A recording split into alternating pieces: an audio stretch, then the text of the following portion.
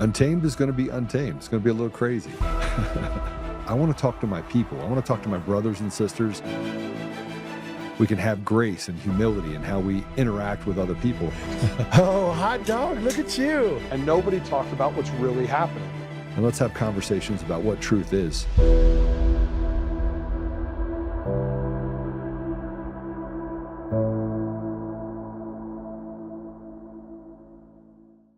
Well, it's Friday. I don't really know if we went through a long week this week. We had a great show yesterday with Peter Tickton. And it's we've seen quite a few revelations come out over the last couple of weeks and couple of months. And I don't think we have all the pieces and parts that we need to in order to adequately describe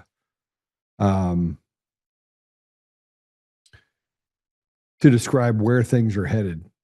Peter gave me a little bit of confidence and a little bit of hope that, we'd soon have somebody get arrested. Like somebody will be arrested for what they've done.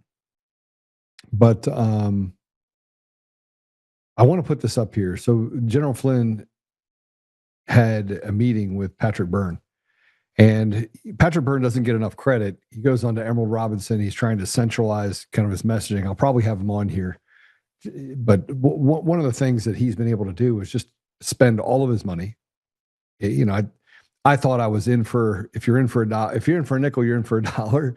I thought, okay, if you're in for $1 million, you're in for all of it. Just put it all in. But he epitomized that and has done that throughout this entire thing.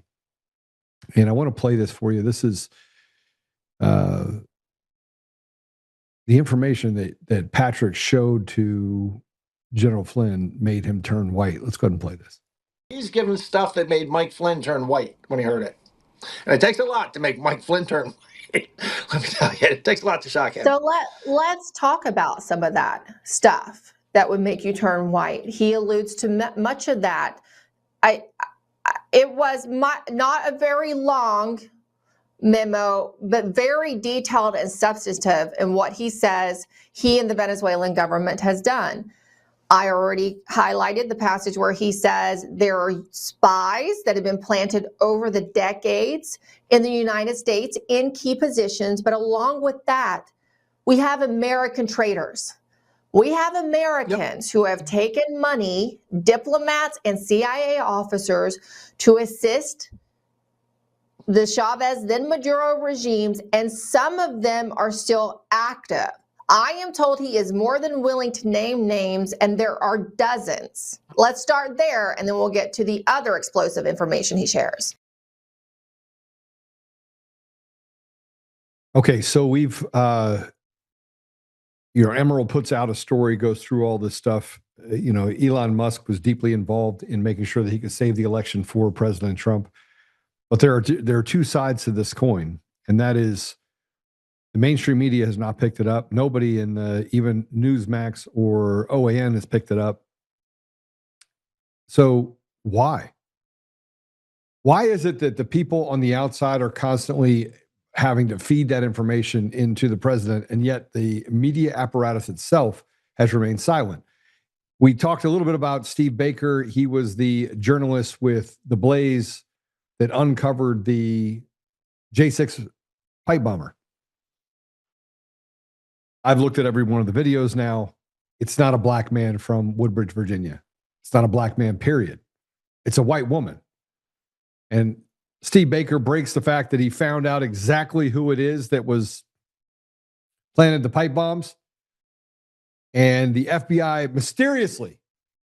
mysteriously found the pipe bomber and said, we got him. It's a black guy that is an anarchist that lives in his parents' basement in Woodbridge, Virginia. You can't make this stuff up. And whether we're talking about that or we're talking about the massive amounts of information we have related to the COVID vaccine, where the origins were of COVID, what Anthony Fauci did to kill millions of Americans, the shutdown, the chaos that we have ensued and had. Whatever you want to talk about, we have been right for decades. The public has been smart enough to talk about it, and the media and the apparatuses of the walled gardens have kept it out of the purview of most Americans. That's what we're dealing with right now. And here's a post that I put up yesterday. Patrick Byrnes said, "Is that bad? Venezuela's military intelligence chief fled Venezuela in 2017, has been sitting in the U.S. prison for 2 years.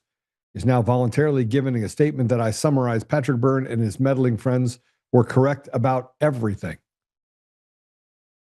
That came from military intelligence chief who's been sitting in a jail in the United States for 2 years. I said, like I said, treason. What else would you want to call it? And then my favorite person, Kyle Clark, because yesterday I said I wanted military tribunals. Let me explain to you why I want military tribunals and I don't want to go through the normal court system. If we want to talk about what happened with the guy that was charged in D.C. for this Steele dossier and for providing materially false information, we had him dead to rights, working for Hillary Clinton, was found not guilty, because two things can be true at the same time. One, you can have a rotted apparatus of the judiciary, and you can also have selected pools of people that can go and sit on those juries that basically can let bad people get away with really bad things. And both those things happen. But Kyle Clark has been writing a lot of stories about me. Kyle Clark is the Antifa journalist that works for 9 News in Denver. I truly believe that he is afraid of what is coming next.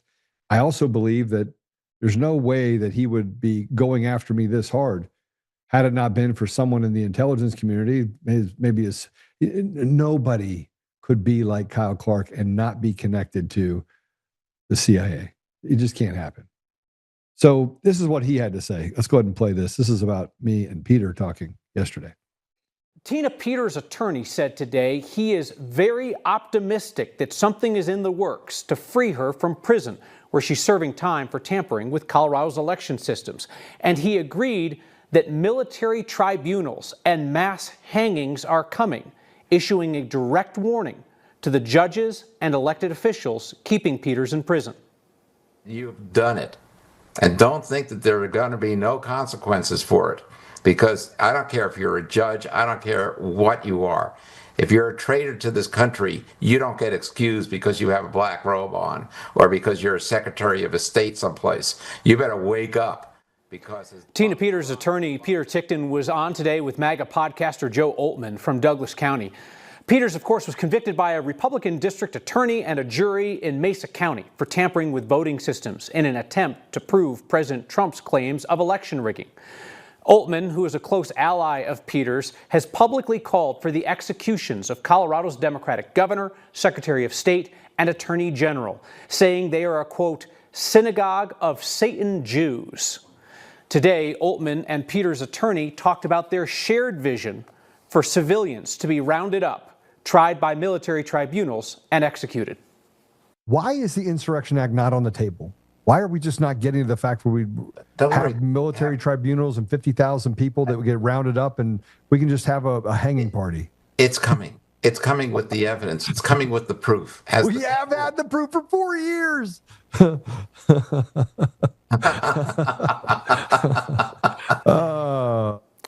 President Trump has railed against the state of Colorado for months for not releasing Peters on his demand. Trump cannot pardon the former elected clerk of Mesa County because she was convicted on state charges. Peters' attorney, who you saw there, also recently endorsed the idea of Trump sending in the military to free her from the prison in Pueblo, where she's serving a 9-year sentence. Yeah, so, yeah, I want military tribunals. That's what I want. It's a treason and a conspiracy against the American people, and they have unilaterally come down and done everything they can to stand in the way of the American people's voice. The American people decisively elected President Trump. And we have all the information about what was blocked in the 2024 election. Elon Musk was responsible for that led to them not being able to institute their PID controllers. They know exactly what is going on in these election systems. Now, Patrick Byrne yesterday also put up a post about Eric Coomer. And he's getting, he decided to sue to sue Patrick Byrne. And here's the problem about suing Patrick Byrne. Patrick Byrne has only two parts of his personality, on or off. Either he's on the gas pedal or he's off the gas pedal. That's it. He doesn't even have a brake in his car.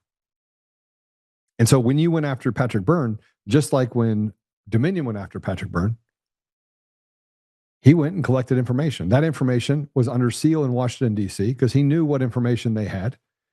And the benefit of Patrick Byrne is that he has the whistleblowers. He has access to all the whistleblowers. So he put up a post that talked about Eric Coomer going in for a deposition in January. Eric Coomer has some decisions he has to make. He's going to have to answer a lot of questions. Those questions are going to lead to him perjuring himself because he's not going to be able to help himself. They're not going to be able to find a way to get out of this. While I was on the phone this morning with my attorney, we were walking through all the information related to Coomer, Dominion voting systems, and things like that. And it occurred to us that we were like, and we brought other people into this. We've been having conversations. Now, keep in mind, I've already spent 2 days testifying in Mike Lindell's trial. I was beat up for 2 days. I had people like Kyle Clark that showed up there. They know. They are deathly afraid of me. And what he put on 9 News was a direct order, basically, to the radical left, Joe Oltmann, who lives in Douglas County, to have me killed. That's what that is. And what's going to end up happening is it's going to intensify all the things that have happened against me for the last 5 years. Now I'm ready for it. But make no mistake, that's why he did it. That's why they're doing it. Well, I had this to say about Polis. Polis had to put something up that went after President Trump. And I had to respond. And if you want to look at the ratioing that happened on this post, it's unbelievable. So Polis put up a thing, says, we would all benefit from the president spending less time posting attacks and instead worked on ending tariffs to make Christmas more affordable for American families. Now, this is the little piece of shit. This is the deviant who used an election system to steal tax dollars, to raise the taxes of people in Colorado for their property tax by double in just 2 years, who also went and had a deficit after raising the property taxes by double. 2 years later, their budgets went up by nearly 70%, and they still can't balance their budget. Still can't balance it. He then used that same election system to institute more increases in taxes for the citizens of Colorado. So he wants to talk about the fact that tariffs are the thing that is drawing to Christmas being tight for Americans. Well, this piece of trash goes and takes more meat off the bone from people in Colorado and holds them hostage with a system that is fraudulent to the core. Inside of this post, he puts up there, we would all benefit if the president spent more time, and he had what Donald Trump said about him. The sleazebag governor of Colorado, Jared Polis, refused to allow an elderly woman, Tina Peters, who was unfairly convicted of what the Democrats do, cheating on elections, out of jail. She was convicted for trying to stop Democrats from stealing Colorado votes in the election. She was preserving election records, and she was obligated to do so under federal law. She has now served more than 1 year in jail and has 8 years to go. On top of everything else, she is a cancer survivor, the lightweight governor who has allowed his state to go to hell. Aragua. I always have a problem with that one. Tren de la Agua. Anyone should be ashamed of himself. Free Tina. I said, check out the ratio in the comments against the clown. No one supports this demon, and yet stolen elections and fraud put him in the driver's seat. Take a look. And if you go through and you watch the comments on it, it's everyone saying that, here's Tig Tigan talking about Governor Polis, absolute beacon of bipartisan brilliance. Yeah. Then you have Mark Cook on there. You have Break the Chains Media. You have passed more fees, fines, and unconstitutional bills as governor of Colorado than any prior. And you come out here and gaslight the public. You and the leftists have ruined Colorado. Trump is right. You are a sleazebag. I don't think he's in Colorado, actually. But that definitely garnered a follow from me. This is what I voted for. Your POS regime tried to stop us. Thank you, POTUS, for exposing the shameful scumbag who was selected in Colorado. What kind of government puts a 7-year-old Gold Star mom in prison while letting violent criminals murder its citizens? That's what's happening in Colorado. Just happened again. Maybe if $745 wasn't coming out of my damn bank account to pay for my car renewal in the state, my Christmas would be easier. That's on you. So the governor attacking the president constantly, who instead should be working on lowering taxes, making our state water resilient, energy optimized, and not a national embarrassment. But here we are. Merry Christmas, sir. Meanwhile, back in Colorado, Governor Polis appointed a PUC to take away our gas heaters in our homes, costing working Coloradans for years to come. You literally charged us $23 billion in fees last year, bro. It covered half your budget. Go sit in the corner. If you and your extreme left libs left Colorado, we would have a bright Christmas, New Year, and future. So start packing. Agreed, as True Social's posts are increasingly unhinged. Well, we got one. We got one from the left. Oh, yeah, that person's not in Colorado. Got it. Jared Polis should spend less time gaslighting about tariffs. We would all benefit if Jared Polis stopped attacking Coloradans. Sleazebag, are you going to go along with the PUC plan to eliminate natural gas? You realize this will cost a majority of Colorado households tens of thousands of dollars. Natural gas is natural gas too efficient and too affordable for you to tolerate? F you, you're responsible for the destruction of this beautiful state, and hopefully at some point you'll be held accountable for everything you've done. You would allow a Gold Star mom to sit in prison because she exposed all the corruption of your party, including you and Jenna, is disgusting.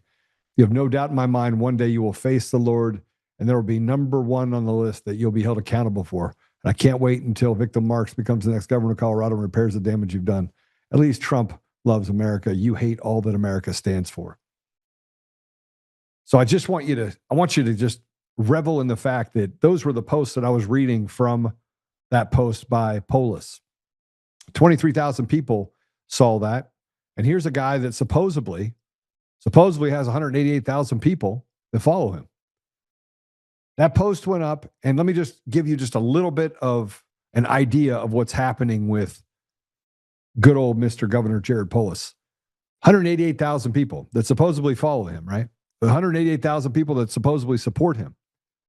Well, here's the problem. 284 people over one day liked that post. 85 people reposted it, including me. And 812 people commented, of which 91% of those comments were basically telling Polis, you're a piece of shit. So let's just call it what it is. America is waking up at a record pace. We recognize who the judges are. We recognize who the politicians are. We recognize that the left and the right are in on it together, and that they're standing as Judases and Brutuses against President Trump. And some of them, they're compromised. Some are compromised, but some are just evil on the left doing the biddings of really evil people on the left. And let's not even call it left versus right. Let's call it Americans on one side and the sleazebags that have betrayed America on the other. Because when they say Republican DA and a Republican jury put Tina Peters in jail, you know that they literally want to gaslight all the information related to what Judge Matthew Barrett did. It's pretty disgusting. All right, so we're going to move on from this. We have a guest today. And I want to tell you about Monty. So Monty Fritts is a candidate for the Tennessee governor. I haven't had a chance to talk to him yet. I think maybe I talked to him before, but I'm not sure. He's a bold voice for liberty and less government in Tennessee. He's running to restore Tennessee's promise for a smaller government, lower taxes. And he is unapologetic about his defense of God-given rights. His core mission is simple and uncompromised / runaway state spending up to 59% in 6 years with strict constitutional limits, and corporate welfare, and stop taxpayer funding of anti-liberty NGOs. Begin a responsible phase out of the state grocery sales tax and protect homeowners by being taxed out of their homes. There should never be a property tax. Let me explain something to you. Property tax is basically enslavement. You are a slave. You don't own your house. You don't own your car. They basically hold all of the keys to every person in America. You rent your house from the government. You don't pay your property tax. They will come take it, sell it for pennies on the dollar, take their tax money, and probably ingratiate or enrich someone they know. He has fiercely defended the Second Amendment and the right to keep and bear arms. And he's in full support of the Hughes versus Lee appeal. Guarantee election integrity through continuous, transparent improvements. I don't believe in improvements. Him and I are going to have a conversation about that. See, we only have one problem in this country. We only have one problem, and the rest are symptoms of that problem. Rotted judiciary is a symptom of stolen elections. What we're dealing with politicians that are put in positions of power and authority on both sides of the aisle is a direct correlation of influenced and stolen elections at every level. I don't care if we're talking about the county clerks and recorders, all the way up to the governors, to the senators. It doesn't matter. School boards, those are all manipulated elections. They can pick and choose what elections they take whenever they want to take it. And what happened in Colorado was a perfect indication of that. We're going to demand accountability. He's going to doge Tennessee. So with that said, I'm going to just bring him on. Monty, welcome to the show. Hey, brother, how are you? I appreciate your time. Now, let me correct something you said. I am absolutely opposed to our gutless governor appealing the Hughes v. Lee decision. The Hughes versus Lee decision in the state of Tennessee was a restoration of rights that had been infringed upon with this crazy intent to go armed, which is a Jim Crow law.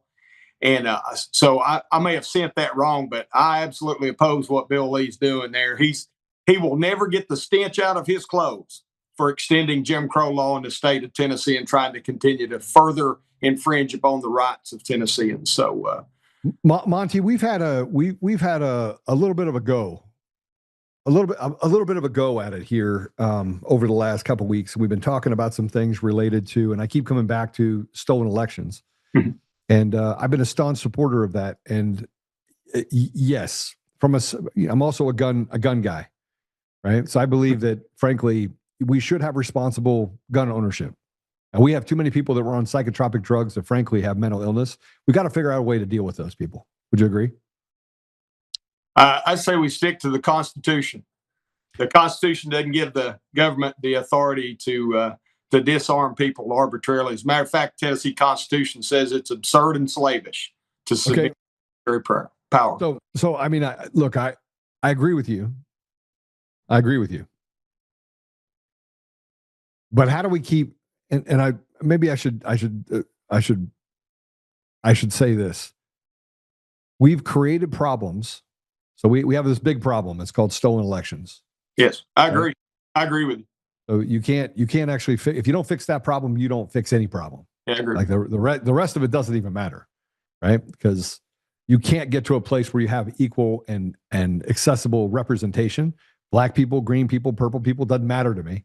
Like, you don't have representation if you don't have free and fair elections and the ability for the walled gardens and the media to not slander people with impunity, which means we have to do a repeal of the Smith Modernization Act of 2012 that Obama put in place. Yeah. Correct?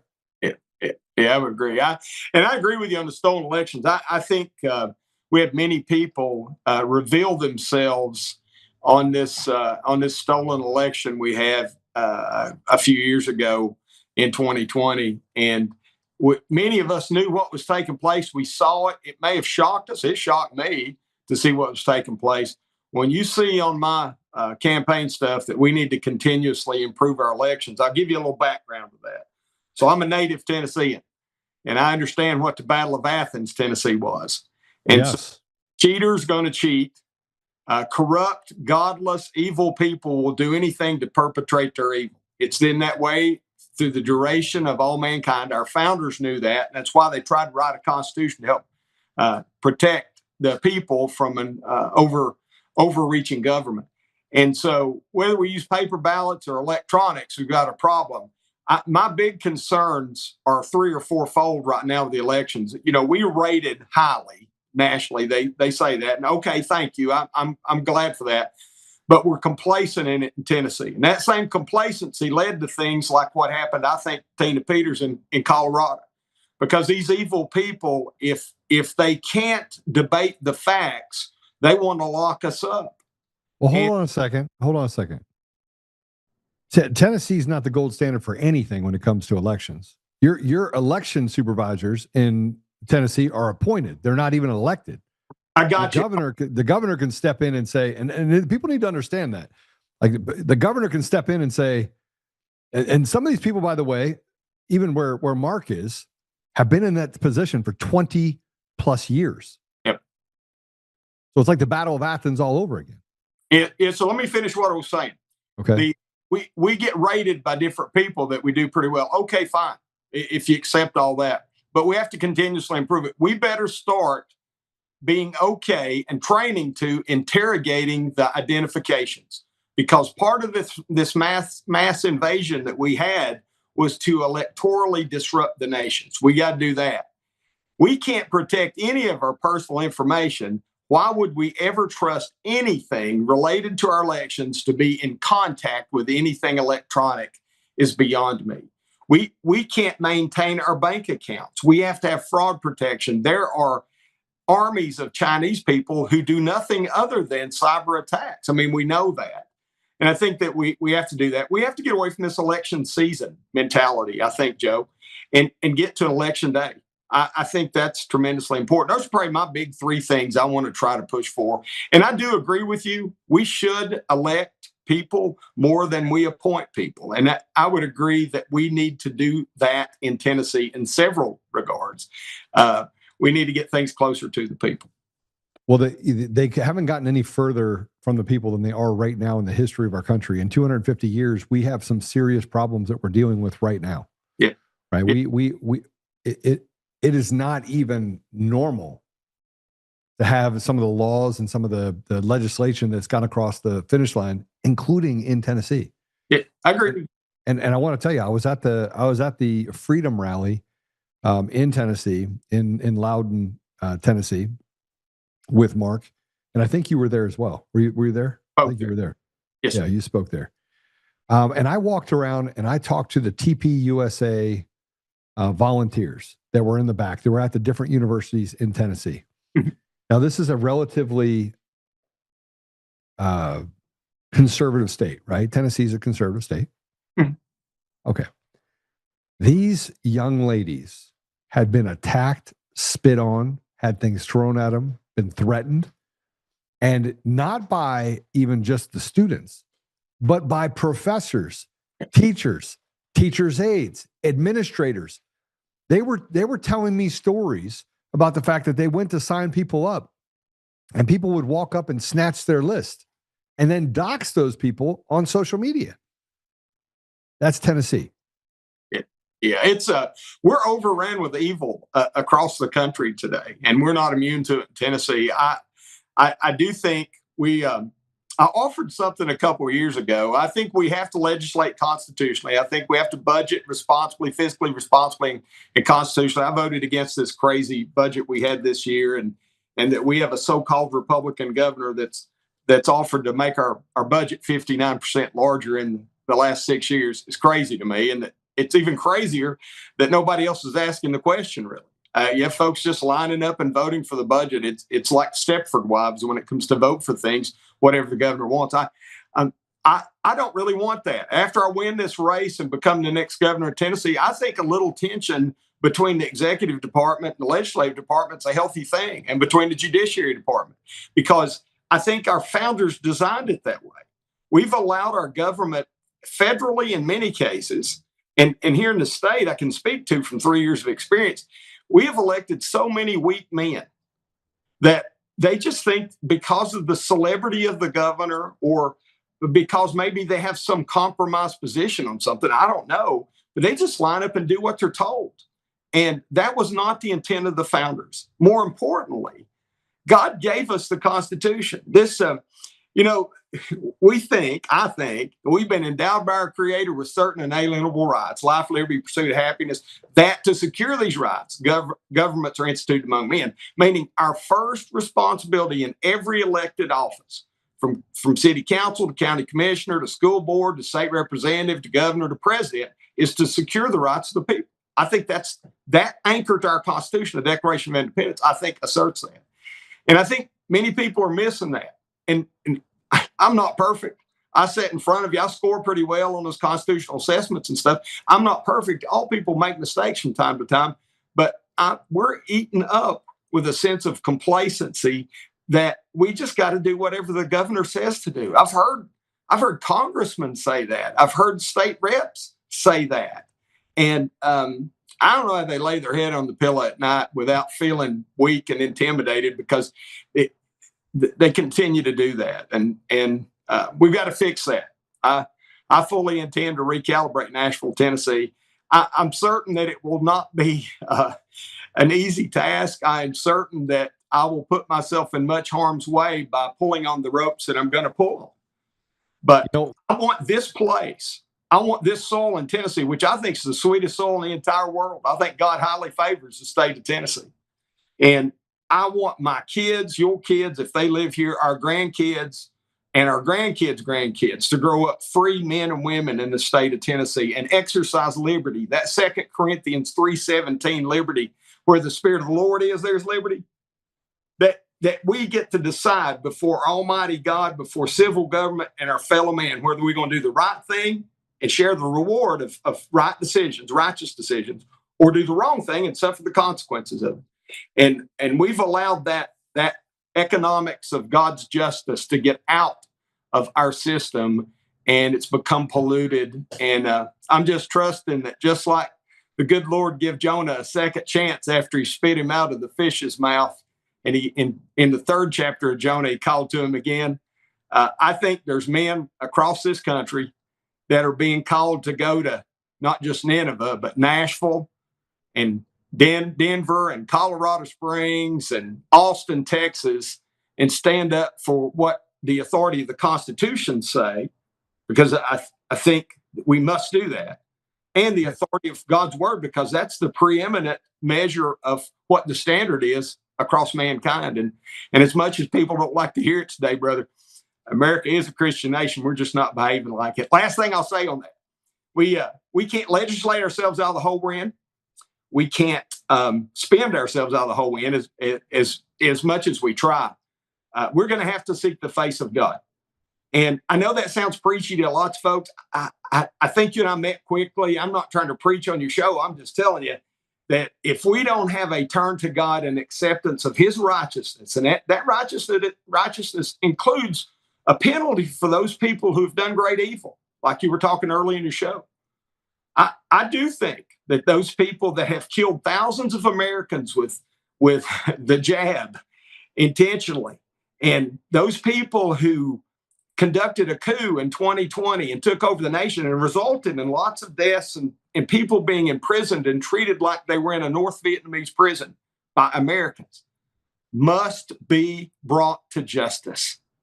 And that justice has got to be harsh, and it needs to be swift. I wish it were much swifter than what it is right now. Yeah. So this is where I get into, I agree with what you're saying. I agree with the sentiment of what you're saying. We can't legislate ourselves out of it. We've been going through this for the last 2 decades. The slowdown that occurred in 2020 allowed for people to recalibrate and be pushed into a corner, right? The media was used as a beating stick and beat people into a place where they had to submit to what can only be described as the bully pulpit. And whether this was done when we were talking about COVID and people said, hey, look, I want to reopen our states. I want to give our small businesses the opportunity to exist. We had nonsensical and ridiculous things that we were being sold as people. Yeah.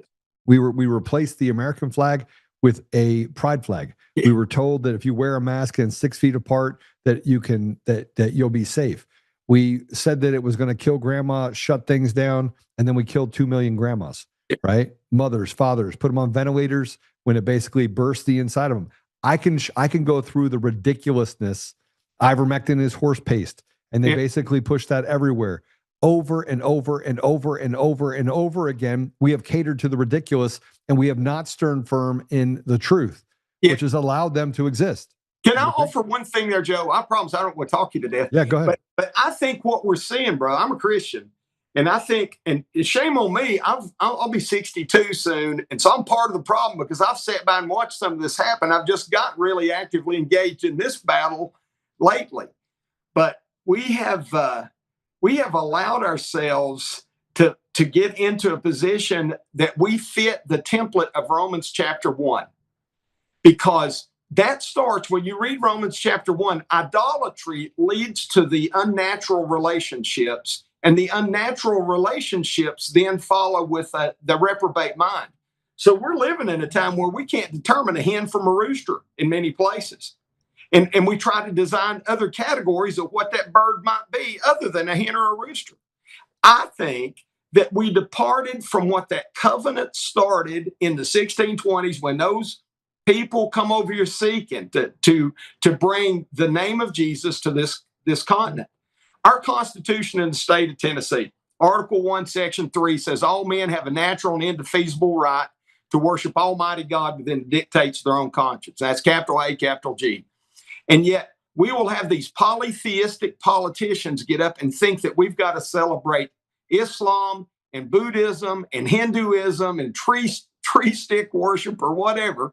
And that is just not what God blessed us with. If we don't turn back to that, if we don't turn back to a reverence for Almighty God, doesn't mean that I go beat somebody in the head with my Bible. But what it absolutely does mean in my state is that person who's an atheist or an Islamist or a Buddhist or whatever other, and they're lost and going to hell. They're being offended about me saying Jesus or me paying reverence to a cross because it reminds me of what Christ did for me. They don't have they and the government can infringe upon my right to worship Almighty God. Yet, in this state during that COVID time, part of what got me into politics, you had our governor who was issuing executive orders declaring people non-essential because of their calling in life or their occupation. I've tried for 3 years to do something simple with that and say you can't declare a Tennessean non-essential at any time based on their occupation. And if you do, that Tennessean can sue you personally. The governor's office has fought me like crazy. The team of people have fought me like crazy. I had another state representative who swore the same oath as me, kneecapped me on the floor this year. We were about to get it passed on the floor of the House. And these folks, I don't know. They just don't seem to hold a reverence to it. So I'm probably whining just a little bit, Joe. I apologize. No. Listen. I think we must turn back to God. This is a Christian nation. And if we don't start to, again, I don't want to be mean to anybody. I do not want to be mean to anybody, but there is what is right and what is wrong. And we have these silly politicians in this state send out notes that say politicians have to operate in the nuances and in the gray areas. Everything's not black and white. I don't know what level of stupid brings somebody to say that, but it is not Scripture that brings that. It is not the Constitution that brings that. So it has to be something of evil. Last thing I'll say. If our goal, and I think the reason we have liberty mentioned in the Declaration of Independence, the reason it's into the preamble of our Constitution, it's in our Pledge of Allegiance, liberty is a big thing to an American, is because it's a big thing to God, because of that 2 Corinthians 3:17. So any force you have, I think, in civil government that arbitrarily attempts to deprive you of liberty, it becomes oppressive, whether it's communistic or socialistic or redistribution of wealth, because overtaxation is the first and most effective form of bondage, then it is of evil. If liberty is of God, then oppression is of the devil. Yeah. So look, I don't disagree with what you're saying, right? And Monty, I think that we're closely aligned in everything that we believe, right? Yes. We're a Christian nation. We need to restore to those roots. We need to, all of those things are true. Yes. The thing that has long troubled me about government holistically is that it's a sport, right? It's a sport. It's not. It has nothing to do with right or wrong. It has to do with the art of debate. It has to do with the art of how do we compromise? How do we, there's a certain there's a certain delicacy or that you have to have, or because you have to be able to move things to the side. It's just politics. I've heard it over and over again. Yeah, we have to give a little to get a little. You get the squishy Mike Johnson. You got all these politicians say we don't understand how it works. Nothing gets done. Let's be honest. There's not a state in the country that actually is in a better position today than it was 25 years ago. Do you agree? I would probably agree with that. I think my state is not in a better position than it was in 25 years ago overall. Is there a state? Is there any state? In any state in the union? Texas, Florida, any state that's in a better position today than it was 25 years ago? Yeah, I probably wouldn't think so, Joe. I don't know. Most of them I would wholeheartedly agree with you. Are much worse. Some I don't know. But let's just talk education, right? The average education level of the inner city is a 8th grade reading level. They can't comprehend anything. They're not actually efficient or have any sort of efficiencies in anything. They're not. They have no ability to comprehend either math, science, none. They can stand out on a corner and they can yell racism and homophobic and all that stuff, all these dog whistles. But I would argue that we're in a much worse place because the inner city themselves, the 40% that is the worst among us, right? Worst meaning in bad shape. That rot has now leaked into our suburban communities. Like the rot and the crime that we dealt with in the inner cities that seem to be confined. You just put a fence around it, right? We'll let them just shoot each other in south end of Chicago. Is now in every part of our country.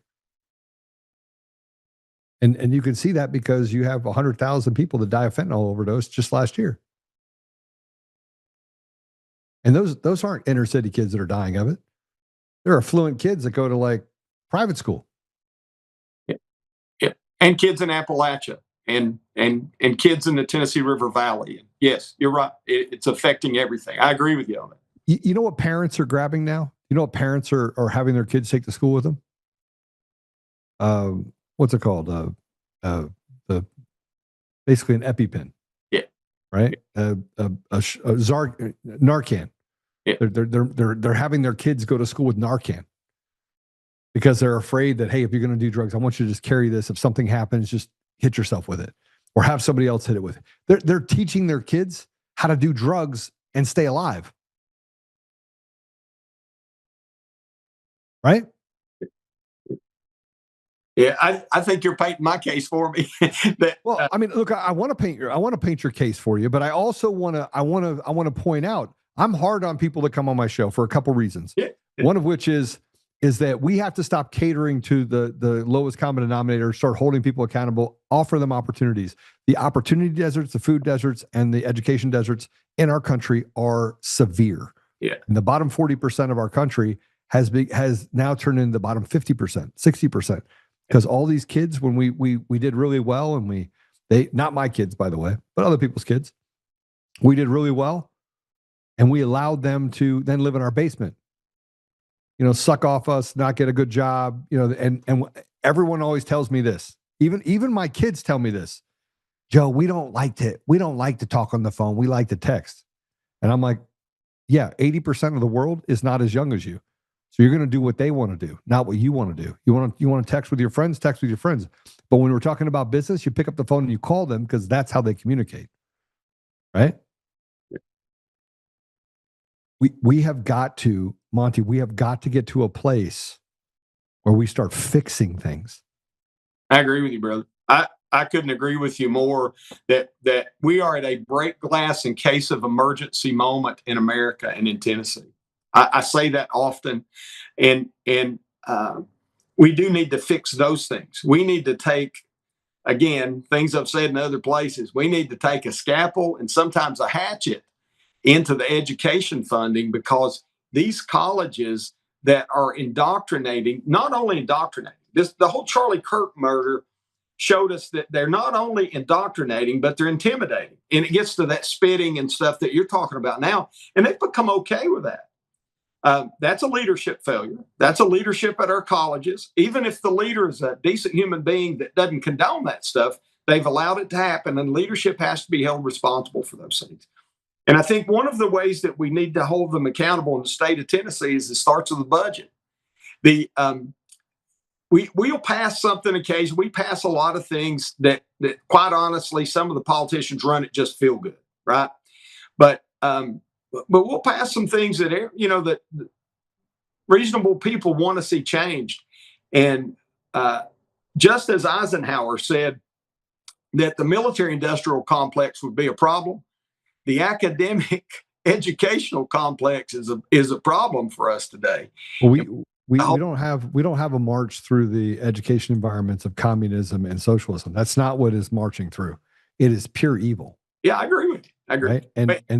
And I think Marxism and communism are evil. I think they are fruitions of evil. But the ideology themselves are designed to make you feel good, not to do good, right? And most people that are taught these functions, if you read about them, if you read about Marxism, if you read about true Marxism, by the way, you're in a totally different solar system than what you see happening in the United States. The understanding of what true Marxism is or true communism is very misunderstood in the United States. Matter of fact, if you could have a conversation with someone who is a true Marxist that lives in, say, Russia, and have a conversation with someone in the United States, they would not agree. Right. They would say, you're retarded. That's not real communism. That's not real Marxism. Now, I'm not apologizing for it, nor do I think it's the way that we should go. I think it's killed more people than probably anything else in the world. With that said, at some point, we are going to have to deal with the fact that we are being told that we have to pick football teams. Yeah. Right? I got to pick a Democrat or I got to pick a Republican. And I think, Joe, they both suck. A vast majority of them suck. Let me tell you, brother, I think that we are not upholding. In Tennessee, we have Tennessee Republican Party guiding principles. And our guiding principles assert that life begins at conception. It asserts that Almighty God grants us our rights. Those are period statements, right? And then 4 years ago, our senator chairs the committee that changes the national platform. And so Washington warned us in his farewell address about too close affiliation with parties, right? I mean, you could template that onto today. George Washington was a wise man. And many things that he said you could template onto today. But we modify them trying to attract people. Stick to the truth. Let the standard be the draw. When I talk about this whole crony capitalism, these public-private partnership things that we do where we become corporate welfare for often not just industries, but ideologies that are counter to our Tennessee values, to our American exceptionalism. They say things like, well, Monty, we're better than California, or we're better than Colorado, or we're better than New York. And I usually reply to that, Joe, well, we're better than hell in Tennessee, but hell is not the standard, and neither is California. The standard is the Constitution. And we have become so constitutionally illiterate.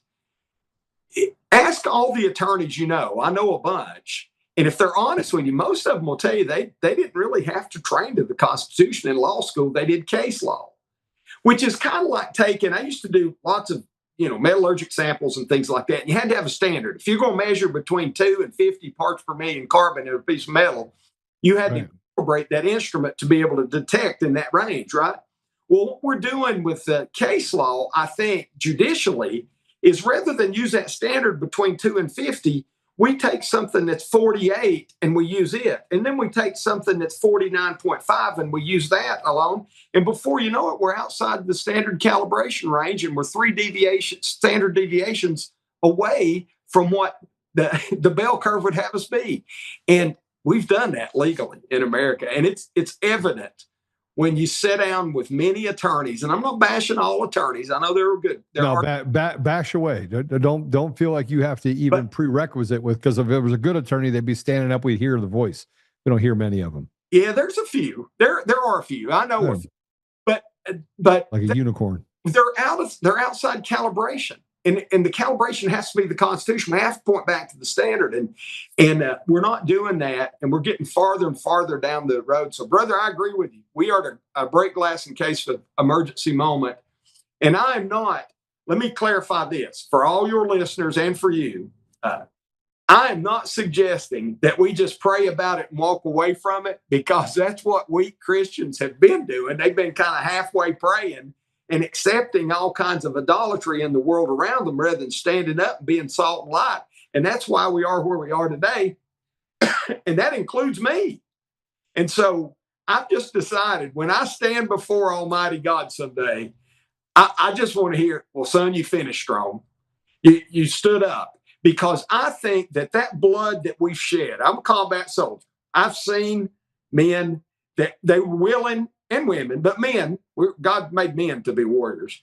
But I've seen men that will put it all on the line for the person next to them, that oath that they've sworn, and we've done that for generations. And all of that blood is crying out to us from the ground, to use scriptural context. And the Alvin C. Yorks and you name them. It's the Andrew Jacksons. It's crying out. They're saying, what has happened to you men in Tennessee? Who neutered you? Why don't you stand up and grow a backbone? I say this from time to time, have a little fun with it. We need a little more Andrew Jackson and a little less Al Gore. We need a little more David Crockett and a little less Bill Lee in politics in Tennessee, because we have become a culture of weak, effeminate men. And God did not design us that way. He didn't design us to be bullies. I hate bullies. But he did design us to stand up on what's right and wrong. Go back to your example, one quick thing. And the same snake in the tree is the one that convinces everybody, whether it's Marxism, socialism, or whatever. All those are godless things. Islamism, I think 600 AD was the start of all that, is my personal opinion. It was one of the starts of it. But it was the same snake in that same tree when he said to Eve, who Adam was weakly, timidly standing behind Eve, and said, did God really say? And it become that compromise of comfort. And then it said, or is he just afraid that you'll be God yourself, ever like him? And I think those same, the devil still uses that temptation. We all have a tendency or a proclivity to fall for that. And so that's why all that energy just to get to this. I am not suggesting we just pray about and walk away. I am not a escapism rapture person. I think God called us to occupy this place until his return. And I think that he calls us to be salt and light. And sometimes that's easier than it is at others, perhaps. But we're at a difficult time today in America. We are to break glass in case of emergency time. Yeah. So, I agree with you. I think that when we talk about breaking glass, we also have to look at what glass are we breaking? What, you know what I mean? It's easy. Monty, it's so easy to use words in such a way that make people feel good, but don't necessarily get to the conscripting of solutions. Yeah. I like some of your solutions a lot because they talk about those solutions, right? It talks about the fact that we want to slash state spending. We want to take away property tax. We want to do things to get people back there. Now, the proponents on the other side are like, we'll say this to you. They'll say, well, what are you going to do? How are you going to get tax money to pay for everything? And like, well, you got to be willing to say, well, we're not. We're going to fire all those people and we're going to make them go get, private sector jobs. Like we're going to restore order to the people. And that's going to make people really uncomfortable because Tennessee has one of the largest public systems of employees in the country. Yeah. Per capita, there's more. I think it's like 1 in 11 or something that does a public good or a public sector job. And lots of federal work here in Tennessee too that help number up. Yes, sir. Yeah. So you're, the problem is that we've let the pig get too fat. Pigs get fat pigs get slaughtered. Yeah. And so you're trying to slaughter a pig that frankly doesn't want to be slaughtered. Yeah. It doesn't, and you want to give back to the people that are frankly the ones that are being treated like institutional slaves. Yes, sir. Yes, sir. so as I look at that problem, I want to be really careful. I want people to understand how we're going to solve that problem, right? By the way, you're going to have, Monty, you're going to have to deal with a couple things. One, you're going to have to deal with the fact that there are a lot of sick people that have been put on big pharma drugs for a long time. Yeah. Would you agree with that? I agree with that. So mental illness is a big problem. It is. Yes, sir. All right. So if mental illness is a big problem, and we both support the Second Amendment. I got 3 stores, 5 ranges. I absolutely 100% support the right for everyone to keep and bear arms. I think every man, woman, and child should be, not child. I think every man and woman should carry a gun, right? Because an armed society is a polite society. Yeah. Minus those people who are defective. Yeah. Like I know you want the Second Amendment to, and I've had this look. I've been beaten on. People are getting so mad at me, and I'm like, well, people come in to buy a gun at the store. We have 4 questions that we ask them. If you answer any of those 4 questions wrong, we literally will we will just tell you, yeah, you got turned down, right? We do a neck up checkup to make sure they're not going to use the gun for self-harm. We do a neck up checkup to make sure that they're not going to hurt somebody else with it. Yeah. Right? If they answer the question wrong, they're out. Yeah. What do you think I'm wrong to do that? So you own that store, right? 3 stores, 5 ranges. Yeah, yeah. I think you have the right to do that. I think the government doesn't. I think our Constitution is a contract between we the people and the government. And I think that there is a responsibility for brothers and sisters and mamas and daddies to make sure that their children and their family members are behaving the way they should. I think there's responsibility for that. But I think that you get on a quickly slippery slope if you start to allow a healthcare professional or a government bureaucrat to decide who's worthy and who's not, because it becomes an arbitrary thing. And it's unconstitutional at that point in time. So I like your neck up checkup. That's a pretty good way to put that. I do like that. People get on me about it because they're like, Joe, how do you deal with it? I was like, look, we've already created a problem because of the symptom that we never dealt with. We never dealt with big pharma. We still haven't dealt with it. There's still, every time you turn on the TV, they'd say that there's a new drug out, by the way. And, oh, by the way, it causes diarrhea, it causes heart failure, and you might die. But please come see us because this will solve the toenail that you have that is a problem on your right foot. I mean, that's how absurd we literally cater to the ridiculous. Yeah, I agree with you, brother. I agree with you on that. And we don't deal with it because pharmacy makes so much money, pharmaceutical, that they buy a lot of politicians. But, God's blessed us. I hadn't taken PAC money, and I think you could take. I think there are lots of good political action committees, but I got to tell you, what I see is sometimes those PACs have a much stronger voice than you, the citizen, does, and that's problematic for me.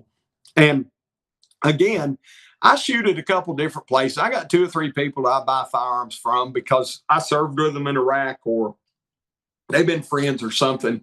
And, I appreciate them doing those things. And the great thing about it is, Joe, if I walk into your store, what's the name of your store? DCF Guns.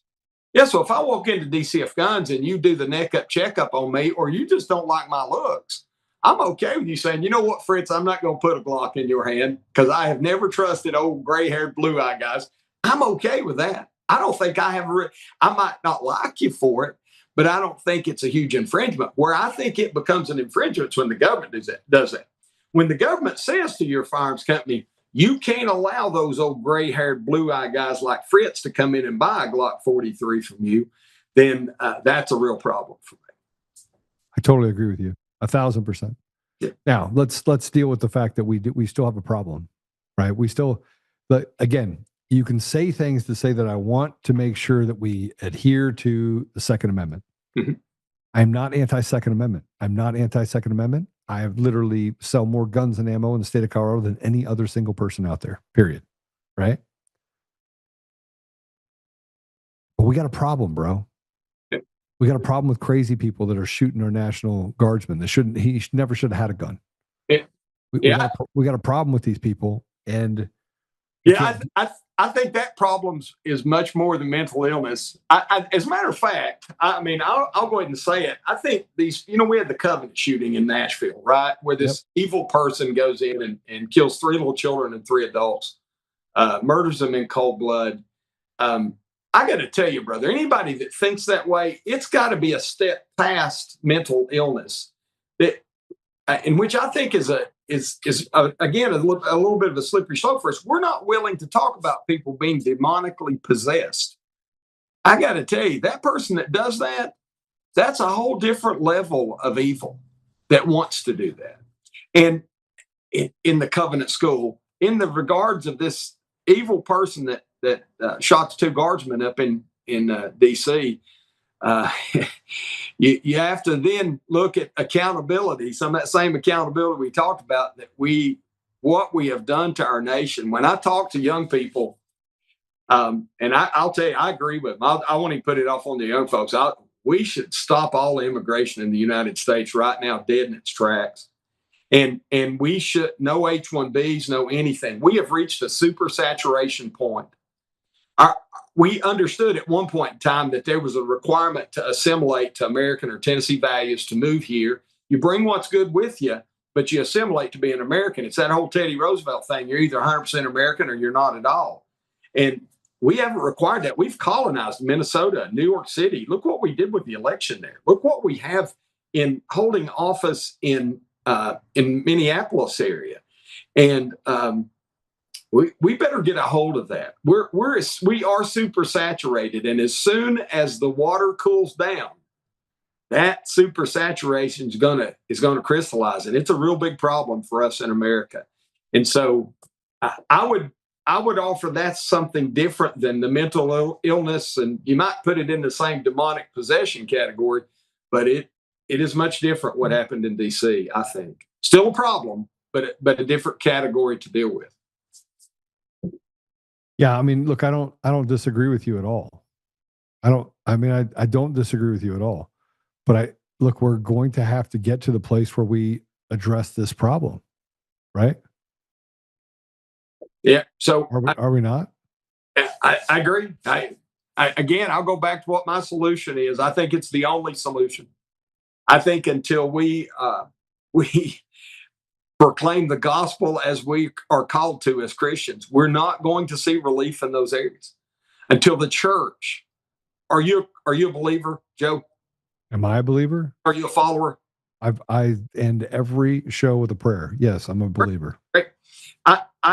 So I am a born again Christian, and I've messed it up a lot. I'm thankful for that blood that Christ shed for me. But I will tell you, I think until we get to being the salt and light that we're called to be, we're going to continue to have this. I think we could start what we think are, I don't like the phrase common sense gun laws. I think all gun laws are unconstitutional. I'll just go ahead and say it. I just do from that perspective. I think that we better deal with the heart of man first. Often my colleagues, and well-intended sometimes, likable people, but they'll write a bill and it will have firearm in it. And I'll ask the question, well, why don't you just put deadly weapon? Because a butcher knife on a ball field or a ball bat in a butcher shop are the same dangerous weapon, deadly weapon, that a Glock is, or whatever your preferred carry weapon is. But we have a bias on the firearms. And I understand that they're effective at what they do, those tools are. But a ball bat's an effective tool. And I think we've allowed ourselves to get pulled into this conversation nationally that we've got to control the guns, and that's not going to change anything. I don't agree with the controlling the guns. I don't believe in that at all. But I think that there is an argument to be had. I'd like to know how people see this argument to be had that you can't legislate yourself out of certain things. You also have to recognize that we're in a bad place. Yeah. Right. We're in a bad place. We're in a bad place because, and I'll tell you, one of the reasons why we're in a bad place is because we listen to young people. Right. We're like recreating rather than have certain things. And what I mean by that is that the reason why they're lazy is we let them be lazy. The reason why you have entitlement is we let them be entitled. Like we're so afraid to like rock the boat. I rock the boat in my company. Like I rock the boat every day. I don't care about rocking the boat. I want these young people to be better people, better men, better women. So I rock the boat. I tell them, you know, rub some dirt in it. Get back in there. By the way, you better show up to work. You don't show up to work, you're out. Yeah. I treat them with accountability. They tell me I want to text. I'm like, pick up the phone. Yeah. Like, well, we like to text. Yeah. I don't care what you like. The people you're interacting with, they like to have a phone call. So you don't pick up the phone and call them. You don't got a job. Yeah. Right? I turn it on its head and people stay because they like that structure. We have become weak, pathetic people. I agree. In our old age because we feel guilty. They've made us feel guilty.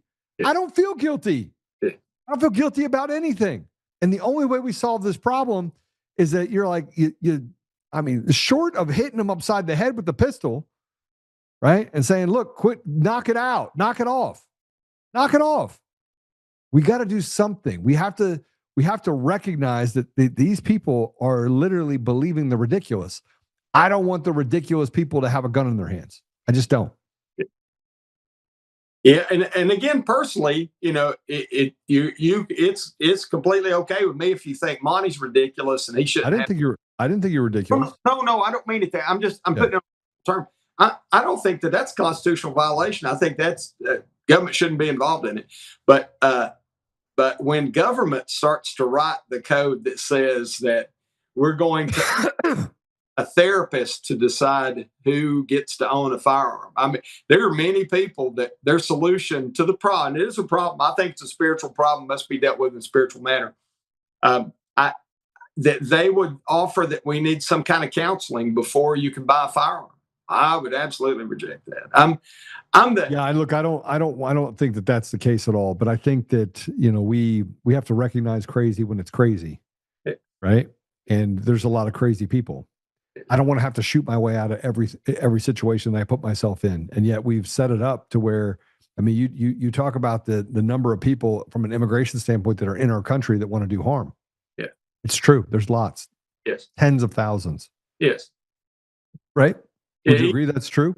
Easy tens of thousands. Okay. We're going to give those people citizenship? They don't want to assimilate? We're going to give them citizenship? We're going to let them stay here? I think we should deport every one of them, Joe. Okay. So, but then you got to pick and choose who you deport. Are we going to do it based on country? You know what I mean? We have got to this is why I said our biggest issue is our judiciary. Our judges are rotted to the core. They are letting career criminals out on the street. Literally, they're standing in the way of progress. Right? No? In some cases, I think so. I think the legislators have failed just as miserably as the courts have, brother. Yeah, I agree. But the legislators, you know, don't have the way to stand individually. I think we feel it harder with the judiciary, but I think the legislators, the state legislator or the U.S. House and Senate is really where you get your justice. I think it's just dispensed in the judiciary arm. And I agree with you completely if you're making this assertion that we have allowed the courts to assume more power than they're constitutionally diagnosed to have. And we have hit this point in America where we think, well, the high court said it, so that must be the law. That's not what our founders thought. Yeah. It's just a little bit crazy. All right. So you're for a lot of things that I'm for. I think, frankly, you're going to restore a lot. I do think that, Tennessee's in just as bad a shape as many other states, not as bad as Colorado. But I think the excuse of saying it's not as bad as Colorado is just wait a minute. You'll get there. We agree. Hey, brother, I got to get you on tape saying that, because when I say it, about half my colleagues want to string me up because I think I learned. Are you a veteran, Joe? I'm not. So I first learned to land navigate in the Army. And I learned that to reach my objective, I needed to shoot an azimuth toward the hilltop or the position, wherever I want to go to, right? And to be able to successfully do that, I had to do terrain association. I had to recognize where I was. I'm on this draw, in this spur, in this valley, whatever, et cetera, et cetera. And it's always good to know where you've been, because that way you can draw a line through all three of them with your protractor and your map and all that stuff. Right. And I tried to adhere to the Hyman Rickover. I was an Army person, but being a guy that did most of his civilian career in nuclear work, had lots of Rickover influence. And one of the Rickover maxims is brutally face the facts. And I think that what we're failing to do today, and I think it's important, shows like you're doing now, I appreciate so much you having me on, country boy from East Tennessee. I think it's important to brutally face the facts and explore where we are today. Because, brother, many of the things you and I are talking about that we agree on, most of the folks in politics won't say we are there. They cannot terrain associate where we are today, and thereby they cannot shoot a new azimuth to get us to the desired place. They can't get it out of their own way to begin with. Yeah. Monty, they've never accomplished a thing in their life. I mean, I look at some of the people in Colorado and in other states, and they sit there and they tell me, "Oh yeah, I can fix it," and I'm like, "All right, how many businesses have you owned?" Yeah, and they're like, "None." Yeah. Ah, okay. How much business experience do you have? Oh, I did this for 3 years, and I've been in politics the entire time. I'm thinking to myself, "You're out." Yeah, I agree. We've lost the founder's vision on that too, of going and doing it for a few years. I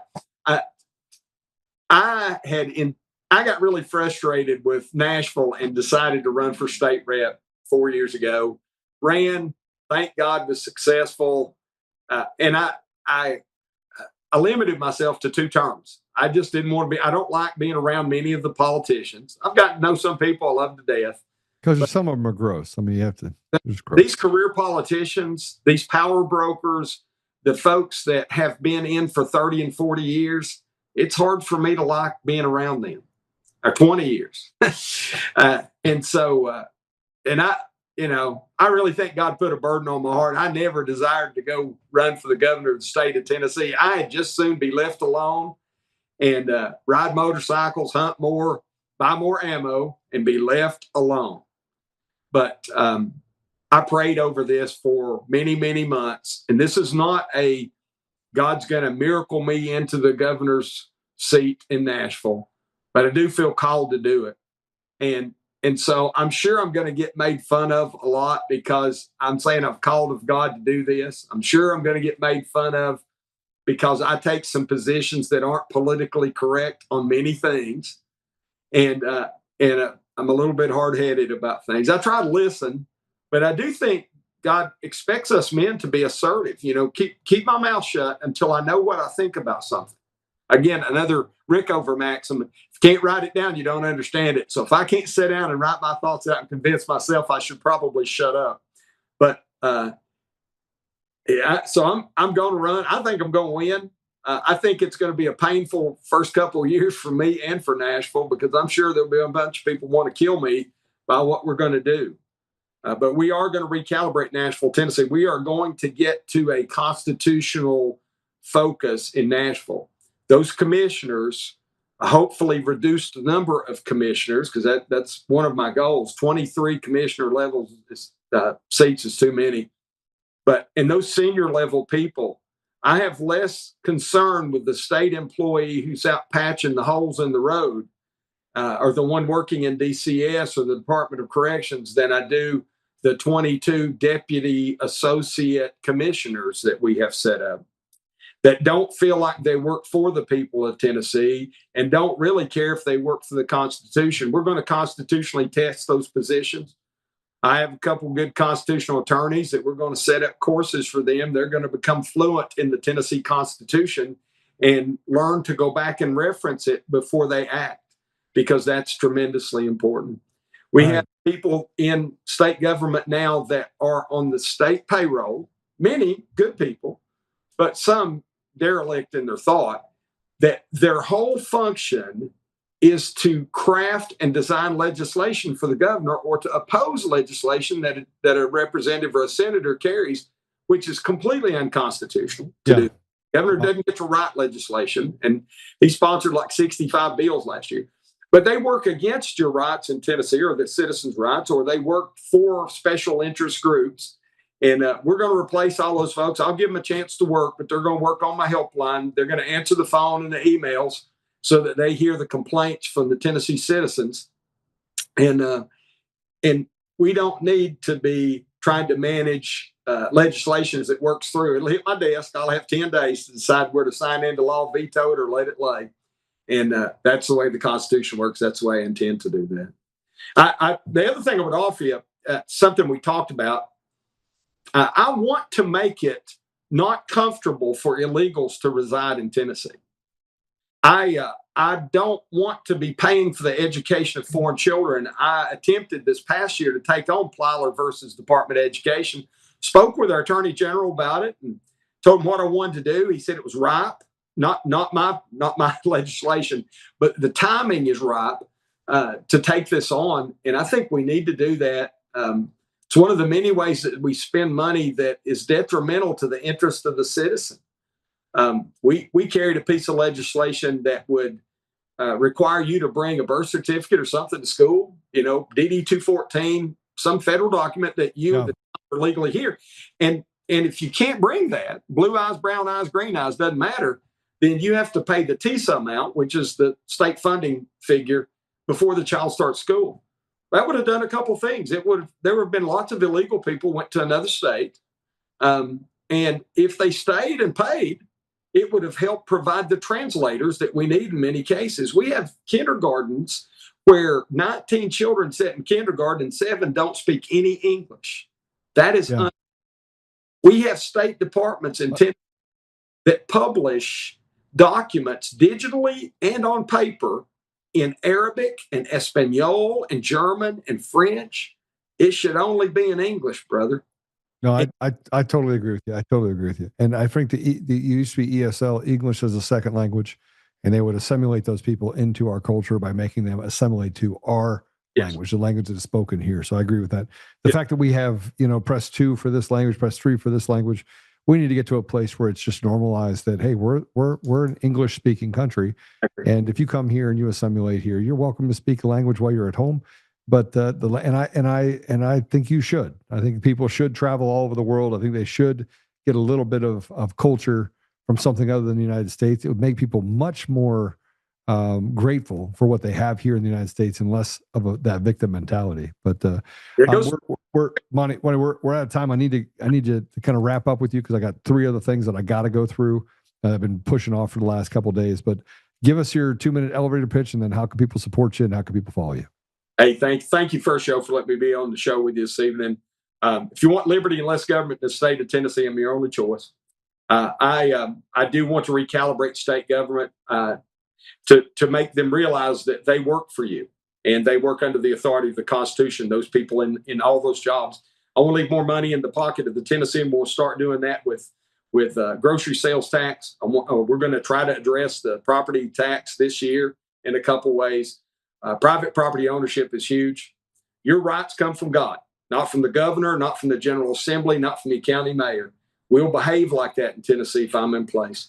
We will make Tennessee less favorable place for illegals to come and sponge off the benefits of Tennesseans if I'm governor of the state of Tennessee. So awesome. I will, Lord God, I'll unapologetically lift the name of Christ everywhere I can. And you'll think I work for you. In the state of Tennessee, you will find that you have an advocate in Nashville that you've not had with some of these people you've been sending. I won't be influenced by the World Economic Forums and the United Nations. You'll make your own healthcare decisions. You won't be getting pushed from the state of Tennessee as to accept this jab or that jab, and we'll make sure that that's clear in Tennessee. And and you can follow me on my webpage, Fritts. The number 4tn.com. There you go. Monty, thanks for joining us. Monty for Tennessee. Go give him some love. It means drop some dollars to him to support his campaign. And ask all the hard questions because he was not shying away from them here on the show. Monty, thanks for joining us. Thank you, brother. All right, take care. One of the things that my wife has pushed me to is not to run for office, public office. And, it's, I hear the things that Monty talks about, and I was trying to put some real examples to it, and he handled those questions really well. The problem that I have with politics as a whole, not necessarily what's happening in Tennessee, or what Monty represents in Tennessee, or the things that he's been able to do even in the legislature to make sense of all the ridiculousness that he's had to deal with for the last 2 terms. It's that we never seem to get to a conclusion that allows for us to solve significant problems. It's like putting a road down, having potholes, and instead of putting anything in the pothole, you just put a piece of plastic over the pothole, right? Hoping that that's going to stay in place and keep the road from eroding. We haven't done a good job of stopping the erosion. And most of the problem is directly related to the deserts that we create. Deserts grow. It's one of the reasons why they have all these things that they say all the time that, oh, we're going with global warming because look, the deserts are growing. Well, if you were to plant corn on the same piece of property every year, 7, 8 years, you would not have any corn because the land would basically be sucking out the nutrients. That's why they do crop rotations. The same can be said for what we're dealing with right now inside of our government. What if we had legislatures that rotated? What if we had judges that weren't appointed for life? What if we had, that rotation allows for deserts, allows for rot to exist. The same thing can be said for one can be said for another. Now, it was great back in the day when you said you're appointed for life when you lived till you were 50 and you got the appointment when you were 45. We knew that it was a 5-year appointment. Now you have people that are being put in office at 25 and they're staying for 50 years. I said something today that, I was sitting down and I was looking at some of the things that I was seeing related to let's just get rid of Somalis. And the issue that I have is that we never are academic about anything that we say on either side. One is I got to do something that makes me feel good. And the other side is I got to just, we're just going to get rid of everybody. There's never any common sense where we can have a conversation about, okay, here's the problem, here's the solution. Right? And this is the actual problem. This is not the symptom to the problem. Now, right now, you have a bunch of people that want to serve as a symptom. Why? Because they want to keep themselves in a position of power and authority for a longer period of time. The influencer class inside of our country, by the way, reads from a script. Somebody actually sends them information. The left, they admitted it. You had politicians that admitted that they were sent a script and that they read that script. Mark Kelly read a script. All these people have handlers. They're not that bright. I've never had anything in front of me other than some notes that said, here are some of the things we're going to talk about. They're just not that bright. The people in office are not that bright. And our influencers are even worse. You got people with 3, 4, 5, 6, 10 million people that follow them. And I look over at some of the comments and the things that they say, and I'm wondering who in the world would follow those people. And then I'm like, oh yeah, that's right, bots. And people that want to win the popularity contest and just get a seat at the table. We have become a country that is deep in the middle of a drought. It's an ethics and morals drought. It's a courage drought. Oh, no. I'm going to talk to you about this. You're not going to like it. You're not going to like what I just said. And many of you didn't like the fact that I called out the idea that we need to put some rules in place for the Second Amendment. And you'd say, well, Joe, you're limiting people. No. What could be used for good can also be used for bad. Red flag laws don't work. If they worked, we wouldn't have any problems right now because we would be able to eliminate those people altogether. And yes, they are used as a battering stick against good people. That is also true. Now, let's look at this from a different perspective. I'm sitting here right now looking at some pretty serious things that they want to address. They think our biggest problem is that we have Somalis here. Yes, it's a problem. So I wrote this post. I want to put it up. I want to talk about this. I said, Black Hawk Down. Most of the generations out there barely know what that means. I think it was 1993. We basically had a helicopter that was shot down and the Somalis attacked them, killing a bunch of Americans. There's a whole movie about it. I said, Black Hawk Down. I remember being in Mogadishu in 2010-ish. I had to leave my passport at the border. Not going to say anything else about that. I remember being the only Mzungu, the only white. Mamie looked at me like a meat sandwich. They wanted me dead. I was there to help, but they did not see it that way. I was the enemy. The hate for Americans did not stop when many came here to the U.S. To them, it was their way to be the Trojan horse and destroy and take from the U.S. what was they saw as theirs. Nothing is off the table, and most do not value human life, not even their own. A country deeply culturally broken. Somalia is broken. The exception, sure, there are many Somali bright spots that exist, but these are the ones that hesitate to take the reins for fear of reprisal. If you think you can quiet the rage that burns, you cannot. Somalis have long been victimized by someone. The hate and anger against America is generational. It dates back, by the way, to the 1964 war between Ethiopia and Somalia. We chose a side. We didn't choose their side. And most of you guys don't understand anything about history, so you wouldn't know if you dated back to 1964, or the fact that we've done drone strikes for the last 30 years against Somalis in there. Al-Shabaab. It is the same for many from Iraq, Afghanistan, Syria, Libya, Egypt, Chad, Sudan, and the list goes on. Yeah, what is the answer? Is it expel the Somalis here? Somali hating Americans is a symptom of the problem, much like Iraqis hating Americans or Afghanis or Syrians. The problem is as simple as the problem we face in our country for why we have such poor leadership and terrible direction. It is the selections, not elections, we have here and the lack of character and conviction to rip the Band-Aid off and eliminate the evil that has consumed the roots of our nation. It stole our elections, started wars all over the world, stole resources, raped the women, and killed more people than ever died collectively in World War II. That's a bold statement. It is our problem. Solve the problem and you stop what is inevitably the end of the world as we know it.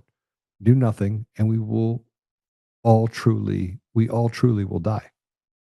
The problem is the CIA, with nearly $120 billion a year dark money budget and the access to the levers of power in nearly every nation. The CIA is an organism that has wrecked the sovereignty of many nations around the world. It allows and caters to the sources of the world. It creates and allows the BlackRock cartels to exist and the walled gardens of tech to silence the people who speak truth with impunity. It finds the weaknesses of the judges, the attorneys, the politicians, and exploits them. It's the heart of the evil we face.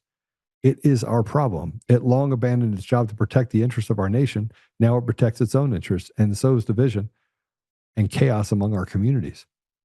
Do not believe me? Well, then you are not paying attention. Service the symptom, the problem grows. Solve the problem, the symptoms heal, and we save our nation and the world in peril. This is my way of telling you right now that you can't solve a problem by trying to hit the hammer on a piece of wood that's not even a part of the project that you're creating.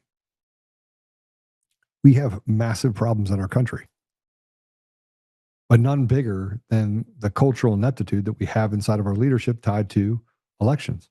That's why I talk about elections all the time. And this is why they hate me. This is why all the social media platforms try to do everything they can, including our own. Like Rumble, man, Rumble basically does everything they can to not do me any favors. And they're like, oh, Joe, it's just your algorithm. Well, then that would hold true on my own website.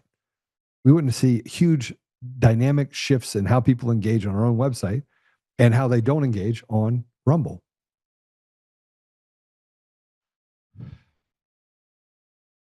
We're in a place of absolute peril, and none of us are speaking up enough about it. So let's talk a little bit about this issue. The American voices are being stolen at the ballot boxes. Our tax dollars are being taken and used wherever they want. There's no consequences at all for it. The American people are fighting on every front. We are trying to clog and plug every hole that we see everywhere around us. Now, there are people that are out there that are crying victimology and racism and da. It's over and over and over again. It gets to the point where you just get drowned out by Islamophobia and phobia this and phobia. And I'm like, just shut up. These are the same people that took too much meat off the bone and have treated us like slaves the entire time, and then told us that they know what the problem is, and that the problem is white people in suburbia. Well, the problem is not white people in suburbia. It's the leaders that are selected, not elected, and have so for the last couple decades. This is the coup. This is the conspiracy against the American people, and it is large, and it is over 50,000 people. But if you take 50,000, the other ones will settle down. I want to show you something when we talk about Somalia specifically. And it all comes down to voter fraud. It all comes down to intimidation. It comes down to taking what is never theirs to take. So let's put this out there, if we would. Here's Project Veritas, who just ran a new special, and this is accusing Ilhan Omar of voter fraud. Let's play it. I'll take the money for your pockets. Okay, I will find it out. I'll bring it to you. Project Veritas has received an explosive piece of tape. The tape you're about to see shows a man buying a registration form for an absentee ballot from a voter, giving him, quote, pocket money, unquote, of $200 and expecting to collect his ballot when the voter receives it.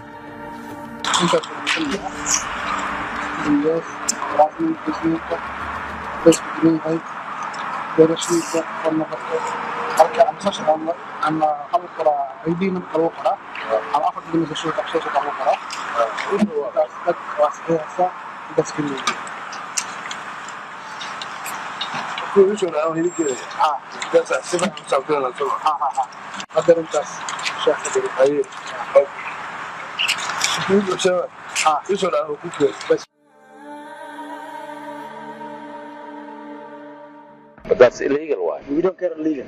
How much are we? Good one.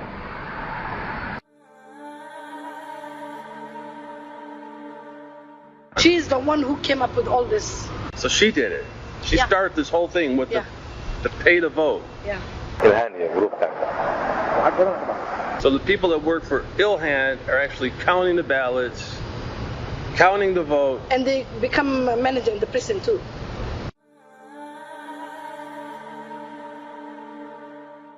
They walk with you to the booth, and then they vote. Oh, vote this guy, vote this guy, vote this guy. Vote even if you speak English.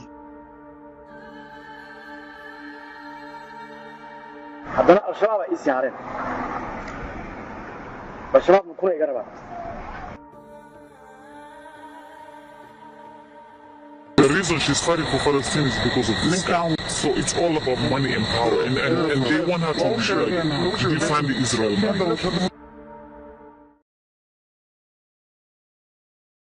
This is a serious problem. This is a serious problem that we have in our country. We've been captured on the inside by people who, by the way, have an IQ of a watermelon. It's not a joke. And here's Ilhan Omar saying some things that, this is pretty crazy. Play it. As much as Trump and his cronies want to act like we have no power to respond, the truth is we are more powerful than we think we are. And I want to underscore the importance of using every single leverage that we have at our arsenal, because we do have a lot of leverage. We need to make sure that those who are collaborating with the authoritarian regime pay a costly price. Pay a costly price. You have a woman that is dumber than a box of rocks. She has the intelligence of a watermelon. I kid you not. She was reading off of a piece of paper. They don't have any ideas that they have on their own. They're basically soldiers that do whatever they're told to do. This is the problem with Somalia to begin with.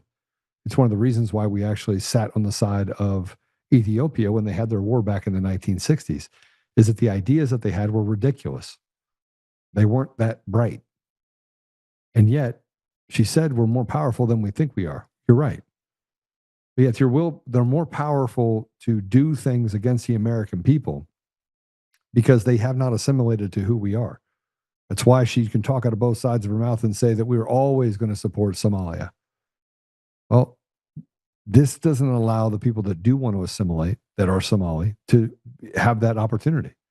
They can't do it because they're held hostage. You heard them just talk about the fact that he still has to pay the Al-Shabaab money, even though he's in the United States and they're in Somalia.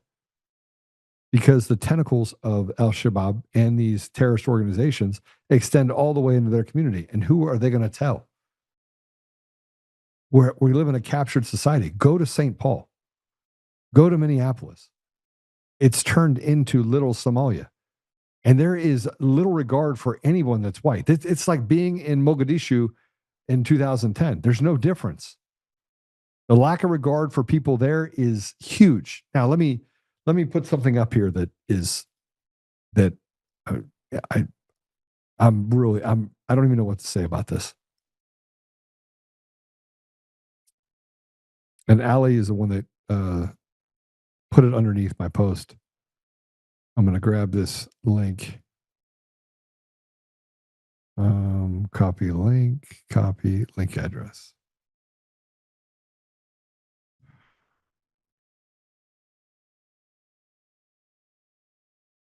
Let me just talk about this.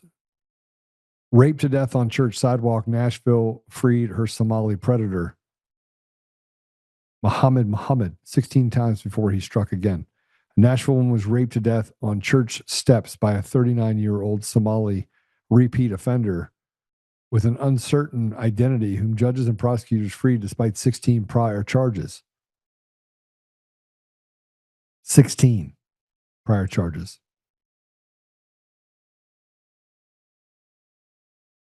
16. Imagine that.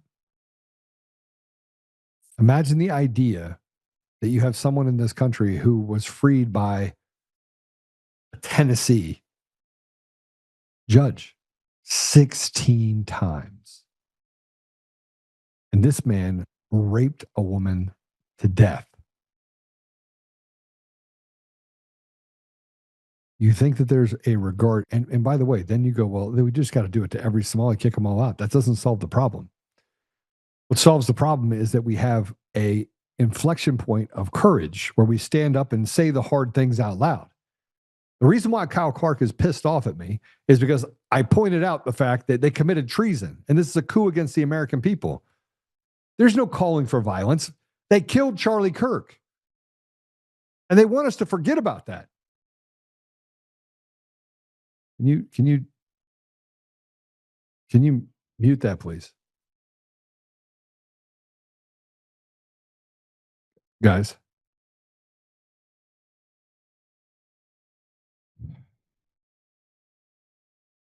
Well, it's in my ear.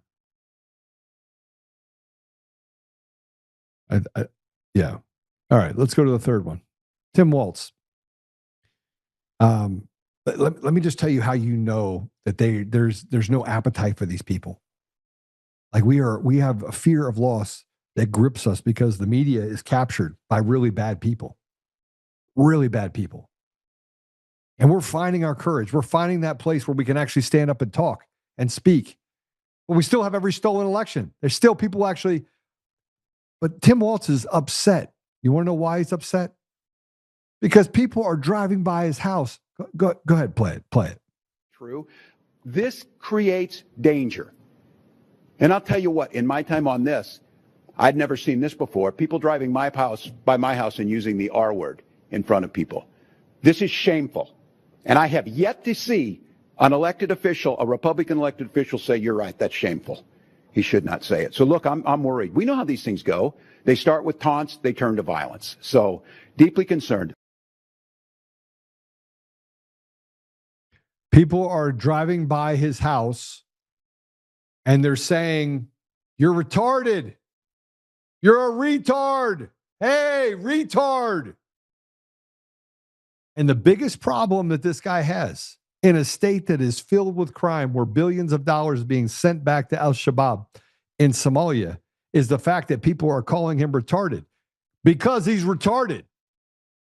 And if you're not retarded, then tell me why the biggest problem you talk about when you're standing at a press conference is the fact that people are driving by calling you retarded, because you will not address the problem. The elephant in the room is that you've captured the society in Minnesota. Most people in Minnesota do not believe anything that Tim Walz or Ilhan Omar, they don't ascribe to that. They're held hostage. They're hostages in their own community, in their own state. Much like Tina Peters is a hostage in Colorado. Here's a guy that's called JV the Great. He posted about ICE running up in the neighborhoods. This is, by the way, this is most black communities. You think that the black people are out there saying, oh, I can't believe you're kicking people out, who frankly have never read a book. You think those are the people that represent the black community? I don't know. This guy represents the black community. Play it. Big homie explains why ICE is pushing up on the land, these terror cell organizations. Administration, 40,000 ISIS and Al-Qaeda workers and soldiers infiltrated the border. We just seen Afghani shoot National Guard. In Chicago, they found an apartment filled with C4 explosives, fire department uniforms, and police officer uniforms. This ain't about the guys hanging outside the Home Depot and the 7-Eleven. Our sovereignty is under attack because the Islamic State has been named as a terror organization. That's going to trigger attacks. In the Quran, it says, kill the non-believers. We have 40,000 Somalis who was using the unemployment system to send money back to Al-Shabaab, the same group. I'm just out there negotiating the freedom of children. That's what's going on in our country. So people talking about defund the police, and they talking about ISIS, all this. Man, bro, in our communities, you have terror cells operating, point blank, period. 40,000 Chinese nationals crossed the border. Then what do they find? They find a sim farm in New York where they had the infrastructure to take out 200 million phone lines. That's what's going on. Our national security has been... That guy actually knows what he's talking about. He took the time to become educated on the ideas of why ICE is operating the way they are. Not the blue hairs that stand in front of the thing and put planners in front of ICE and try to prohibit them from getting, not the paid agitators. And in many cases, people that are just not Americans. They're not Americans. He actually gets it. I'm going to get to what he gets in a minute. But here's a veteran had something to say about what he's seen since being deployed in 2011. Go ahead, play it. I just got done listening to Ilhan Omar talk about how horrible and terrible and dirty and everything else that this country is. Denigrating this country, denigrating half of the people in it.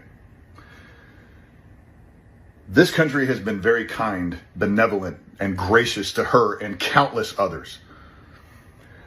We gave her asylum. We gave her a place to live. We gave her an education. We gave her a pathway to become a sitting United States congressman.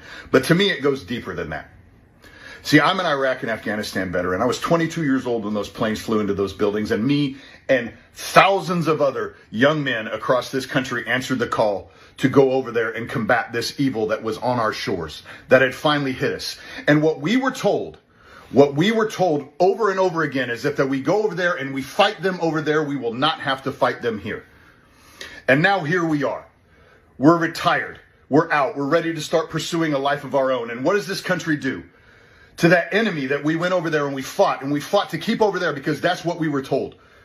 We kissed our families goodbye. I watched my wife cry while I got on that bus to go to the airport or go to the airfield. I watched my son cry because he didn't know if or when he was going to see me again. And then I come home. I've been retired for 8 years. And I come home and what are we seeing? We're seeing entire communities being taken over by the very people that we fought to keep off of our shores. Dearborn Mission is completely freaking taken over. Now we have mosques in Minnesota, Texas, Missouri, all over the country, promoting Sharia law. Do we really have to tell people that Sharia law is incompatible with the United States Constitution? We were told that if we fought them over there, we would not have to fight them here. But what do we have? What did you do? You elected it mayor of New York. You gave it Senate seats in Minnesota. Now I want you to turn around. I want you to find an Iraq and Afghanistan veteran somewhere around you, and I want you to look them in the eye and tell them why they should not feel betrayed. Do it. I dare you.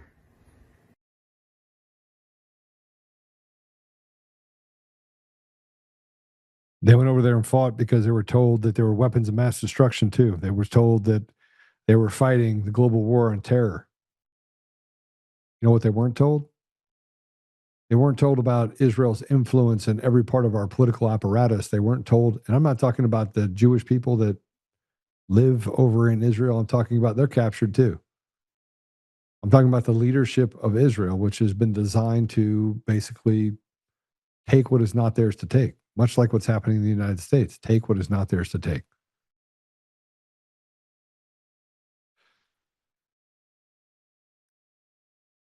They were told that they're weapons of mass destruction, that the world trade bombing was done by radical extremists. And then we find out later that the radical extremists they're talking about are the same ones that were actually trained by the CIA in our own country to then go and do harm to Americans on American soil. That of the World Trade Center bombers that flew into a plane or flew a plane into the World Trade Centers, that 3 of them or 4 of them were actively being used by the CIA. Or how about the CIA stooge that shot the National Guardsman who was working with the CIA over in Afghanistan that got a free pass to come to the United States only to hurt one of our own, kill one of our own. Every time we turn around, it's more and more misdirection. It's more and more chaos. And then the media hides it. And the walled gardens suppress it. You're not allowed to talk about truth. Why would we let you talk about truth? Truth is not something you're allowed to talk about, Mr. Oltmann. Please sit down. And the more and more we speak about this truth, the less likely you are to actually have anybody hear it. Because once they figure out that you haven't figured out, they don't want you speaking.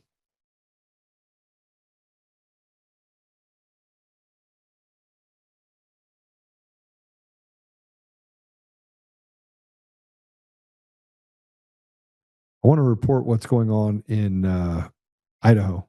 A man won free beer for a month after reporting a Republican Idaho state rep, Stephanie Mickelson, for hiring illegals on her farm. Play it. Ryan Spoon, the so-called first winner of Old State Saloon's month of free beer promotion, told Idaho News 6 he filed that tip believing the man he reported worked for Mickelson's farms. Basically, I repeated Representative Stephanie Mickelson's, State House Representative Stephanie Mickelson. She gave public floor testimony on the floor of the Idaho State House in 2024, I believe it was, where in her own words, she said that, quote, every food processor in the state, unquote, hires illegals. Mickelson, whose family employs hundreds of workers, says she decided to speak now to let others know she thinks the saloon's promotion is despicable. If we start targeting people based upon the color of their skin, that we really have a big problem here. Immigration attorneys warn that programs like this can lead to false accusations, targeting of Hispanic workers, and misuse of federal agencies.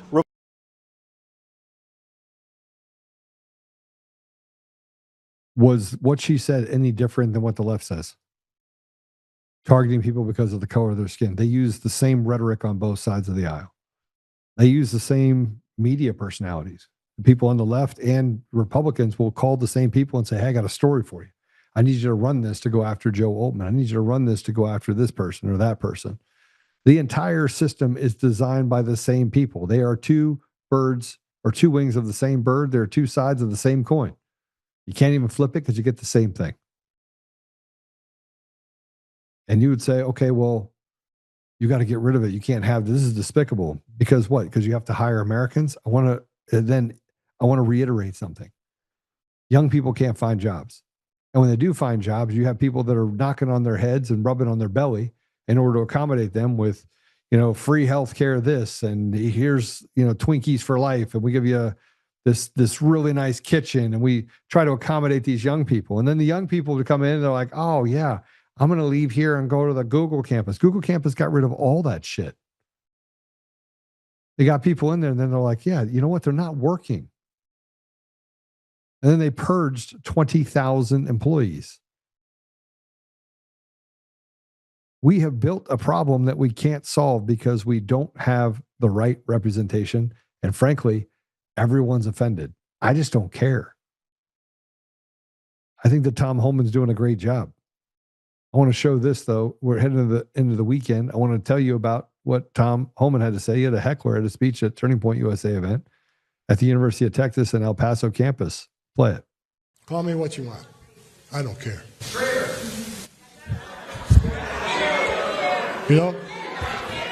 Then, sir, look, I want to take questions. I'll take questions a little bit, but why don't you grow a backbone, put a Kevlar vest and a gun on your hip and go secure this border?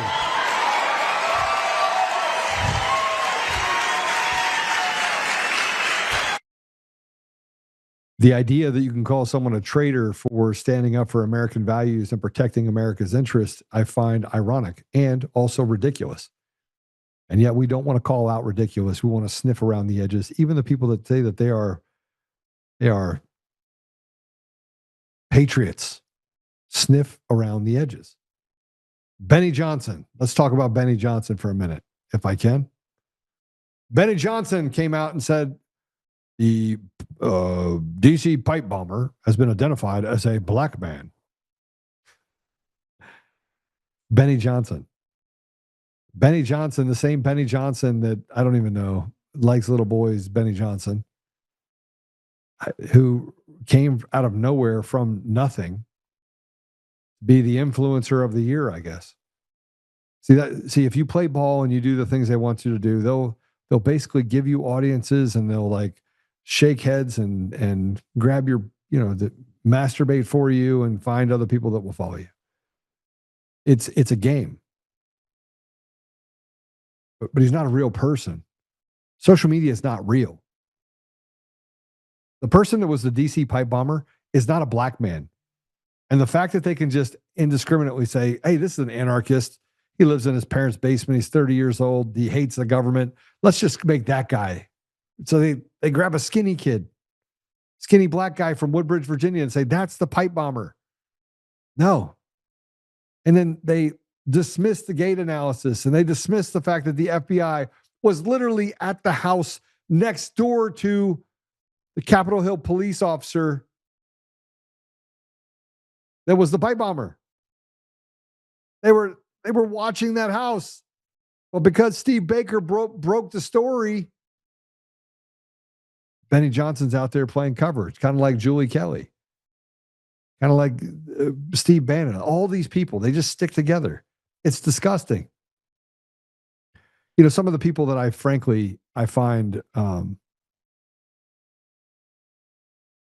the people that I really, really gravitate towards are people like Patrick Byrne. I mean, the guy literally has just done nothing but nonstop work the problem for 5 years.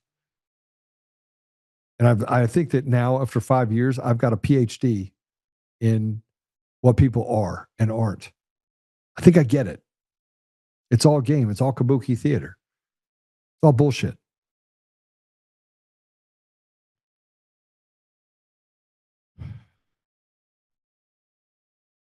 Yeah. All right. Before I end, I need you guys to pay attention to me.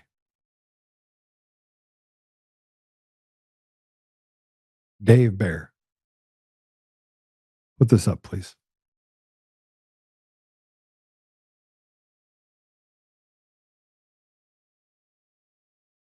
I wrestled over and over again with this deal about Dave Bear. And Dave Bear is my friend. Dave Bear saved my life. He didn't just save my life. He saved thousands of people's lives.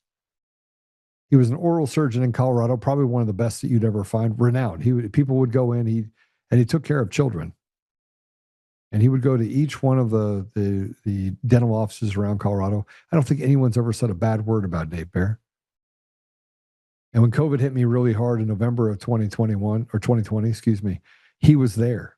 He came in and he gave me an IV and he took care of me. He made sure that I had ivermectin, hydroxychloroquine, I had a steroid, all the things that would save my life. And it did save my life. He did this and showed up every single night. It wasn't one night that he got home before 11 o'clock at night. And his wife, Kim, was super supportive, and they have 3 beautiful young children. Something happened a couple years later. Dave ended up with cancer. He had cancer over his heart. He had not slept for 2 or 3 years prior to that. It just didn't feel right. And they finally went in and they're like, yeah, you have a mass over your heart. So they did a biopsy and they're like, yeah, we got to get that out. So they cracked his chest open and they took it out. And everything seemed to be getting better. They cracked his, they took it out after giving him chemotherapy, which, frankly, it took its toll on him. Fast forward, things were good. He had neuropathy in his fingers. He could no longer be an oral surgeon. He had to find something new to do. And so I said, hey, why don't you come in and we'll work on tech together? Just come work with me. And so he did. And successfully worked with me for about another year and a half, learning things and learning a whole new trade, but doing so with absolute dignity. And he was my friend. He was my brother. He saved me. I was going to be there for him. I was going to stand side by side with him. And here's the guy, by the way, that they tried to take his medical license. They tried to do horrible things to him for saving Americans, saving people in Colorado specifically. His cancer came back. So they cracked his chest open a second time and took the cancer out. Same place. And they had to take his phrenic nerve, one of his phrenic nerves, which means he had to learn to rebreathe. So they did that. Then they were supposed to put him back on chemotherapy, but they didn't.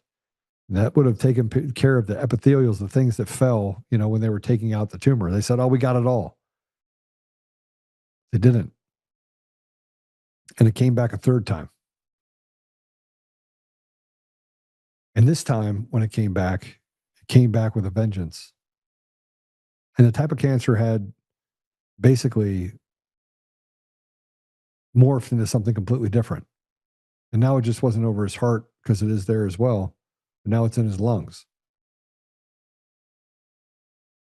And the type of cancer that he has is one that doubles every 30 days. Nobody's lived long enough to actually get to a place where they can have a cure.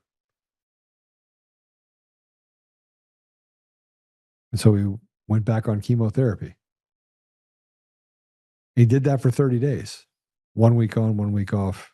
He went from 180 pounds to 250 pounds during that week when they were pumping fluid through him while they were actually giving him chemotherapy. And why am I telling you all of this? Because after 30 days, they went to go do another MRI.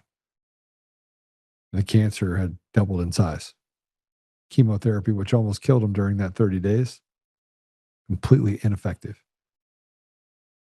It had changed and adapted to the chemotherapy.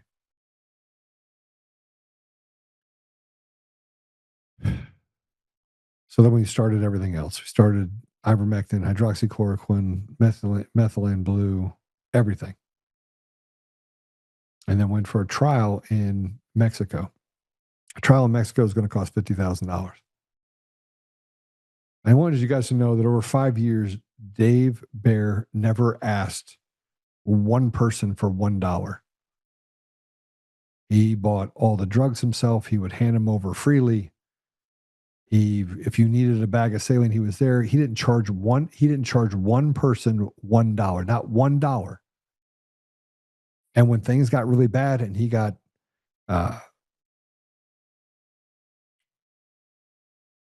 they went after his medical license, he didn't complain one bit. He smiled. And even today, as I sit here and talk to you, he's smiling. So it cost $50,000 for the first round to go down to Mexico. His family's already been devastated. We've tried everything. So I was like, you have to go. We'll figure out a way to raise the money. And the outcome's not good if he didn't go to Mexico.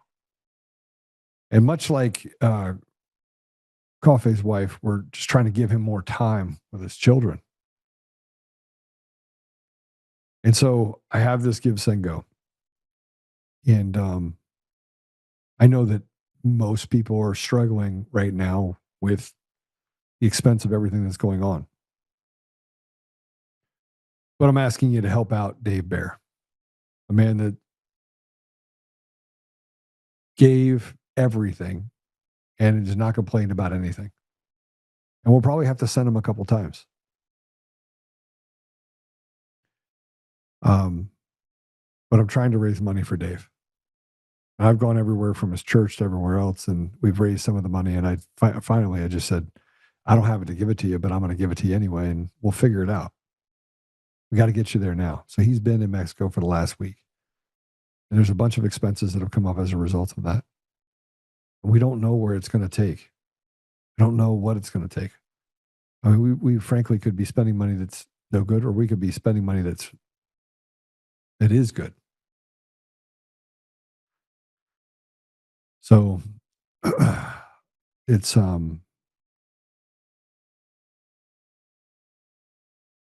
yeah, he's taking all of that stuff. He's taking fenbenzol, he's taking everything.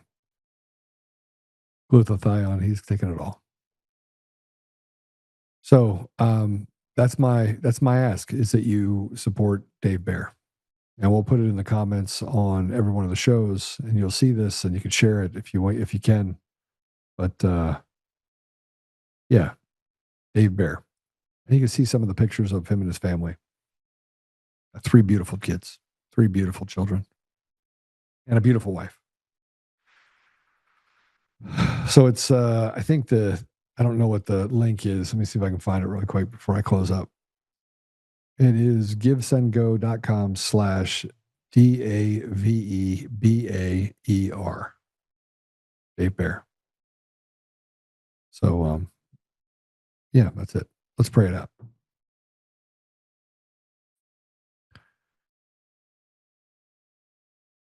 Father God, thank you for the time that we had today with Monty. Thank you for the information that you've made, where you've pulled back the curtain and allowed us to see some of the fraud that exists all over our country and in our states and around the world. Thank you for exposing the stolen elections that have happened in multiple countries, and for the whistleblowers that had the courage to come forward and speak truth. We're grateful, Father, for the opportunity to live at a time such as this, where we can save our nation and serve you. Father, I ask you to help us, that we may be courageous, that we may be generous, we may be bold, we may do the things that are necessary in order to protect our country. I'll ask you to be with Dave Bear. I ask you to heal him, Father.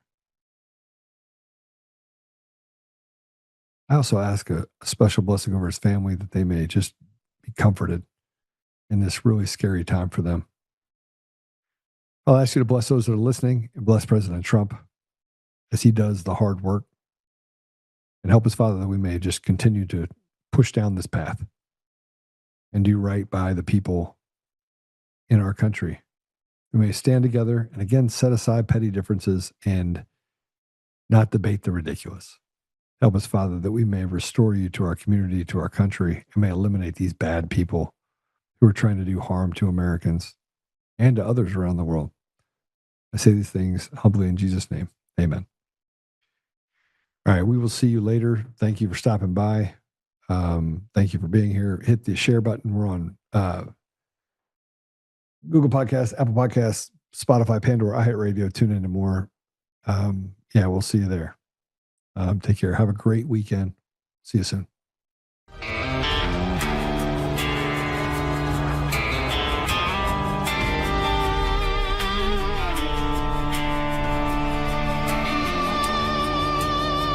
Rise up untamed in the heart of the fire where the wild ones roam. Joe Oltmann's calling, bringing truth back home. From conservative daily to this untamed fire, we shatter the silence, lifting spirits higher. No chains can hold us, no lies can prevail. Authentic and fearless on this rugged trail. Patriots gather under stars and stripes. Untamed nation, igniting the night. Untamed nation, let the truth roll out in this land of the free. Standing proud from sea to shining sea, we won't back down. Catch the fire, wear the crown. Untamed nation, it's our battle song, motivating hearts where the brave belong. Yeah, untamed and wild, forever strong. Play it again all night long.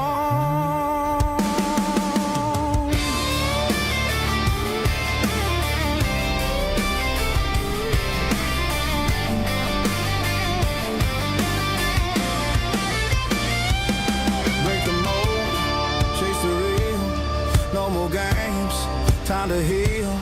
Joe's voice leads the untamed crew. Truth matters through and through. Untamed nation, let the truth roll out in this land of the free. Standing proud from sea to shining sea, we won't back down. Catch the fire, Untamed nation. It's our battle song, motivating hearts where the brave